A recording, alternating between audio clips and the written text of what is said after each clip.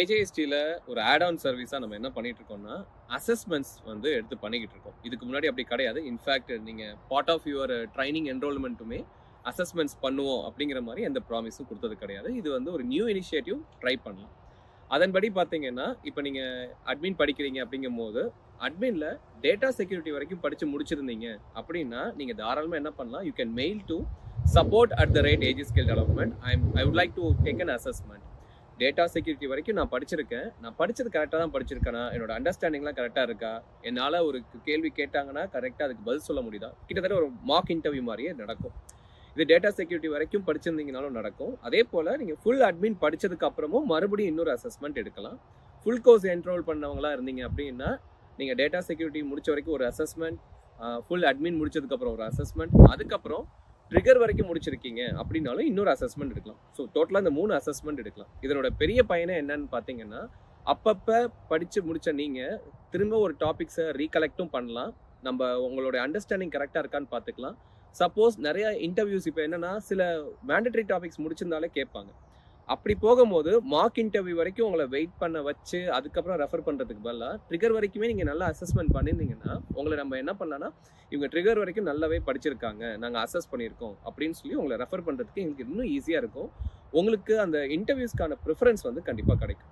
உங்களோட assessment scores எல்லாமே வந்து பார்த்தீங்கன்னா உங்கள் ட்ராக்கர் ஷீட்டில் கண்டிப்பாக அப்டேட் பண்ணி தான் ஆகணும். நம்மளுக்கு அது மேண்டட்ரி. பட் இந்த அசஸ்மெண்ட்டை சீரியஸாக எடுத்துங்க. நானும் பேருக்குன்னு அசஸ்மெண்ட் அட்டென்ட் பண்ணுறேன் அப்படின்னு வந்துட்டு ப்ரிப்பேர் பண்ணாமே என்ன பண்ணாதீங்கன்னா அசஸ்மெண்ட் அட்டென்ட் பண்ணாதீங்க. அசஸ்மெண்ட்டில் கண்டிப்பாக உங்களுக்கு சினாரியோ பேஸ்டு கொஷின்ஸ் கேட்பாங்க. வாட் இஸ் வாட் கேட்பாங்க. Say for example what is record type அப்படின்னு கேட்பாங்க.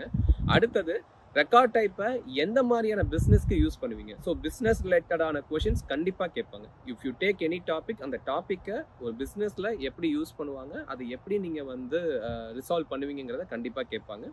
சப்போஸ் ஸ்கிரிப்டிங் ஃபார்முலாஸ்லாம் இருந்துச்சுன்னா ஒரு நோட் பேட் கொடுத்து எழுத சொல்லுவாங்க. இது முழுக்க முழுக்க உங்களை நீங்களே அசஸ் பண்ணிக்கலாம். நம்ம இத்தனை நாள் படிச்சுட்டு இருக்கோமே, கரெக்டாக தான் படிச்சுட்டு இருக்கோமா, நம்மளுக்கு எல்லா டாப்பிக்கும் ப்ராப்பராக ரிவைஸ் ஆகுதா அப்படின்னு பார்க்கலாம். இதுக்கு நான் எப்படி தனியாக ப்ரிப்பேர் பண்ணுறது, எனக்கு எதுவும் மெட்டீரியல் இருந்தால் தாங்க, ஒரு புக்கு கொடுங்க, நான் அப்படியே படிச்சுட்டு வந்துட்டு நான் படித்து அப்படியே ஒப்பிச்சிடுறேன் அசஸ்மெண்ட்லன்னு கேட்டிங்கன்னா அப்படி ஒர்க் அவுட்டே ஆகாது. நீங்கள் டெய்லி படிக்கக்கூடிய உங்களுடைய டாபிக்ஸை என்ன பண்ணணும், ப்ராப்பராக நோட்ஸ் எடுத்துகிட்டு சில டூரிங் ட்ரைனர் வெரிஃபிகேஷன் Q&A செஷனில் எடுப்பாங்க இல்லைங்களா, அந்த ட்ரைனர் வெரிஃபிகேஷனில் உங்களை எப்படி கொஷின்ஸ் கேட்பாங்களோ அதே மாதிரி தான் அசஸ்மெண்ட்லையும் இருக்கும். கொஞ்சம் அடிஷ்னலாகவும் கேட்பாங்க.